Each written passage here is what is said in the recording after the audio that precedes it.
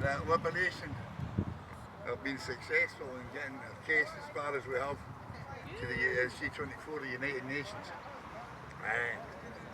We've been working towards this with Salvo for the last 3 years.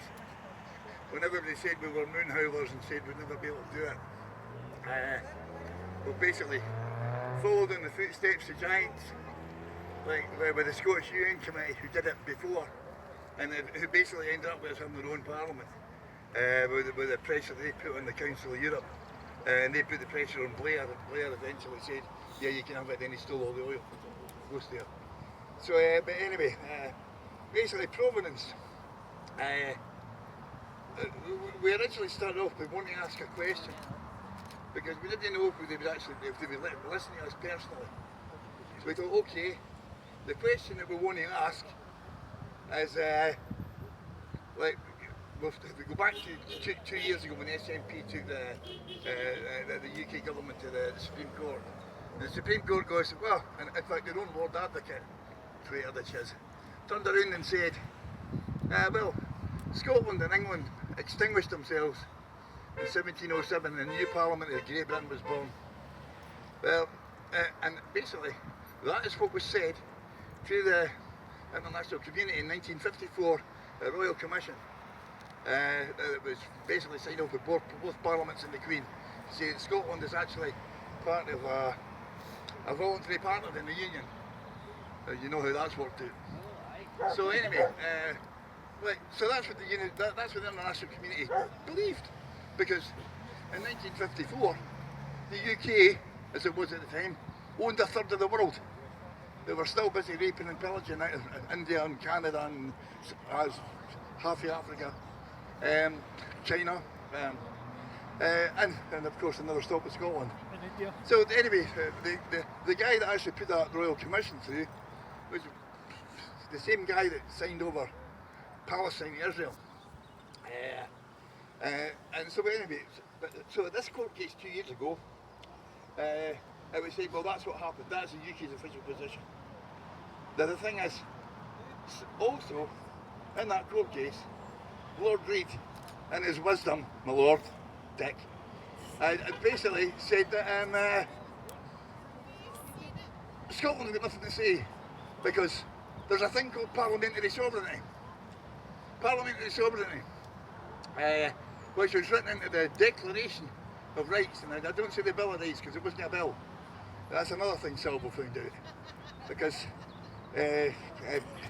King Billy wasn't actually the legal King of England at the time, because the previous king had thrown the Great Seal of England into the Thames, so they couldn't call a parliament.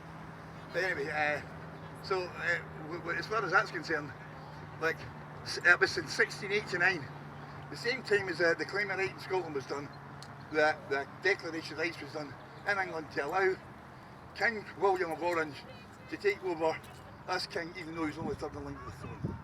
And it's so important, but it's back to this thing of provenance.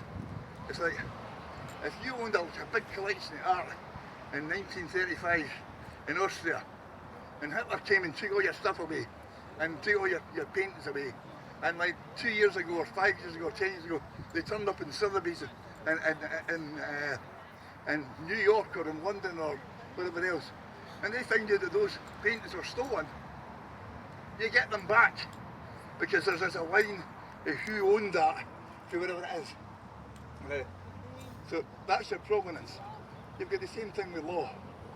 If you're talking about the UK want to claim parliamentary sovereignty from 1689, where did they get it from? Because that was England that had parliamentary sovereignty then. England had it until 1689, when, as the Supreme Court says, they extinguished themselves and formed a new state. So where does the new state get its parliamentary sovereignty from? The thing is, none of them claimed it at the time. It was claimed in 1860 by a guy called Dicey, who wasn't even an MP. He was somebody who commented on the constitutional law. So basically, this is all happening at the time. The question we wanted to ask was, originally, is Scotland an equal part of the Union, as was said at the Royal Commission, or does parliamentary sovereignty not exist? And it didn't matter what the answer to that question was, because at the end of the day both would allow us to be signed up for decolonisation. And that was the idea. It's gone on since then, as things have changed. And what I'm here today to announce, after quite a lot of trying to get it off the ground, is we're here on the day, 705th anniversary, the declaration of Arbroath, when it says, well, 100 years still remain, we'll never accept the tyranny of the English over us. Well, we're going to New York in the second week of June, and so we're going to send 100 ambassadors to the movement, volunteers. We're going to send 100 ambassadors to New York when the C-24 committee are going to be starting their deliberations in June. And we're going to be turning up at TV stations, radio stations, everything, newspapers. These 100 or groups of 4s or 5s or groups of 100 is necessary. And they're going to say, and 705 years ago, Scotland sent a letter to the international community saying, look, we want to be recognised as a state. Well, this is 2025. We're here again to do the same thing, except it's not the Pope this time. But we're here to do the same thing again. We're still here. Here's our 100 people. And that's what's going to be kicking off shortly. So, if any of you have got enough for a ticket to New York, let me know, because we're looking for 100 volunteers to go. That's it, guys.